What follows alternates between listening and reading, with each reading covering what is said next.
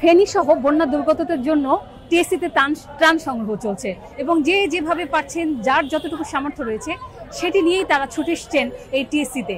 এবং টিএসসিতে যারা বৈষম্য বিরোধী ছাত্র আন্দোলনের সমন্বয়করা রয়েছেন তারা এখানে ত্রাণ সংগ্রহ করছেন।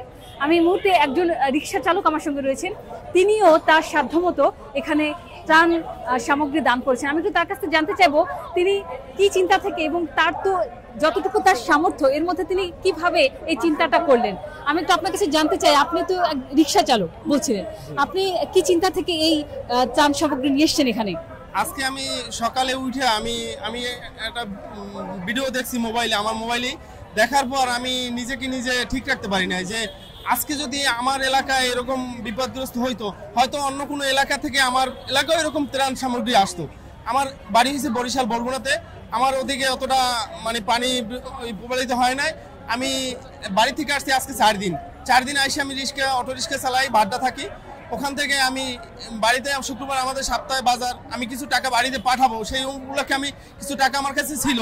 আমি চিন্তা করলাম আমার বাড়িতে তো হয়তো এক জায়গা থেকে ধার দেনা করেও আমার বাড়ির সংসারটা কাভার হয়ে যাবে, সমস্যার সমাধান হয়ে যাবে। কিন্তু আমি যদি কিছু ক্ষুদ্র অনুদান যতটুকু পারি আমার সাধ্য অনুসারে তাদের পাশে দাঁড়াতে পারি, হয়তো এরকম ক্ষুদ্র থেকেই অনেক বড় একটা জিনিস তৈরি হয়ে যাবে, তখন তারা একটু উপকৃত হবে। এই চিন্তা ভাবনা করে আমি সকালবেলা আসছি আমি কিছু নিজে চিরা, মুড়ি, সেলাইন, জুস আমার সাধ্য অনুসারে যতটা পারছি আমি দিছি।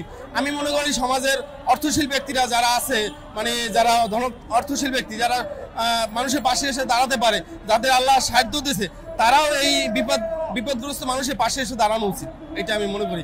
আর বৈষম্য বিরোধী ছাত্র আন্দোলন যে তারা যে উদ্যোগটা নিছে তাদেরও আমি ধন্যবাদ জানাই, তারা এই বিপদগ্রস্ত মানুষের পাশে এসে এই মুহূর্তে দাঁড়ানোর জন্য। আসলে মানুষের জন্য এটি যেন আবারও এই রিক্সা চালকটি প্রমাণ দিলেন, কারণ তার যতটুকু সামর্থ্য, ক্ষুদ্র সামর্থ্য অনুযায়ী তিনি তার 4 দিনের রিক্সা চালিয়ে যে পয়সাটি উপার্জন করেছিলেন সেটি তিনি দান করেছেন বন্যার্তদের জন্য, এবং সেই টাকা দিয়ে তিনি বন্যার্তদের জন্য শুকনো খাবার কিনেছেন। এটি একটি দৃষ্টান্ত হতে পারে। এই কারণেই বলছি, যারা সমাজে বিত্তবান রয়েছেন, যারা সম্পদশালী রয়েছেন, তারা কিন্তু এই রিক্সা চালককে দেখে অনুকরণ করতে পারেন, এবং যারা সাধারণ মানুষ রয়েছেন তারাও তাদের জন্য দৃষ্টান্ত হতে পারেন এই রিক্সা চালক। আমি ধন্যবাদ জানাচ্ছি আজকে বিজনেস বাংলাদেশ থেকে আপনাকে, আপনার জন্য অনেক শুভকামনা রইল। ঠিক বৈষম্য বিরোধী ছাত্র আন্দোলনে আমরা দেখেছি রিক্সা চালকরা কিভাবে এখানে সহমত এবং একসঙ্গে তারা একাত্মতা প্রকাশ করে তারা রাস্তায় নেমেছিলেন। আজকেও ঠিক যখন বৈষম্য বিরোধী ছাত্র আন্দোলনের সমন্বয়করা তারা যখন ত্রাণ সামগ্রী বিতরণ করছেন, সেখানে কিন্তু ছুটে এসেছেন রিক্সা চালকরা।